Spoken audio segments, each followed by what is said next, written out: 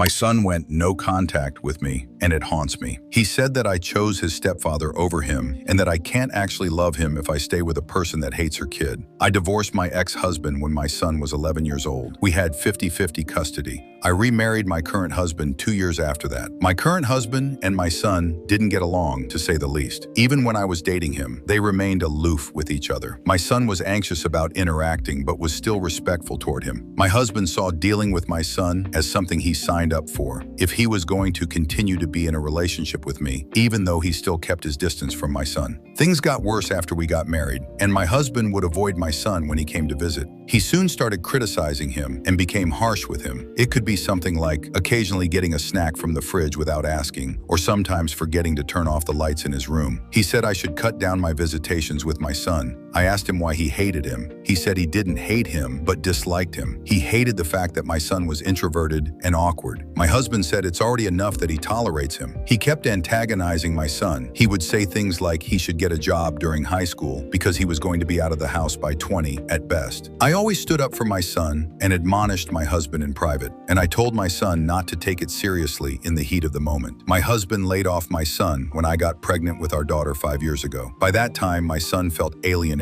I admit I always prioritized my relationship with my husband over my son. I made more effort to spend time with my husband than with my son, whether it was doing our daily Friday date nights or going out as a couple every other weekend. We took more couples-only vacations in a year than family vacations, not including the occasional weekend getaways. I understood this made my son feel like second place, but my son didn't understand that eventually he would start a life of his own while my partner was still going to be with me. Yes, I could have spent more time with him, but no parent is perfect, and it's always a struggle to keep a balance. My son became distant from me and focused on his studies more. That paid off, at least, since he got a huge scholarship to our flagship state university. He relied on student loans to pay the rest of the tuition. He cut me off the day he was supposed to come back from winter break. He cut me off by email. He wrote this: "Dear Mom, I don't want a relationship with you anymore. Your love holds little to no value to me anymore. I don't resent you for divorcing Dad. I don't resent you for finding love again and wanting to get remarried. However, these past years, I've learned an important lesson. I've learned that the relationships one holds on to play a role in their identity. You can't say you love me more than anything in the world, yet love a man who treats me like an unwanted burden. I resent you for making him my stepfather. I resent you for making me treat someone who hates me being around like an authority or parental figure, even though he hasn't earned it. I resent you for always choosing him over me. Don't call me anymore. Don't visit me. I have a great life in college with new friends. I guess I am not the weirdo with no friends that the shit stain of a human being who you call your husband says anymore. And I still have Dad who loves me. Goodbye forever." That message still haunts me. I tried calling and he had blocked my number. When I attempted to visit him, he wouldn't let me into his dorm and finally threatened to get a restraining order. That's when I backed off. My mother is the only connection I have to him, and through my sister's Facebook. My mother was the one who told me he was double majoring in mechanical engineering and physics and was currently pursuing a PhD in physics at an Ivy League university. My sister allows me to log into her account to see pictures of his life. When I saw his graduation pictures with only his dad invited or pictures of his friends, I just burst into tears.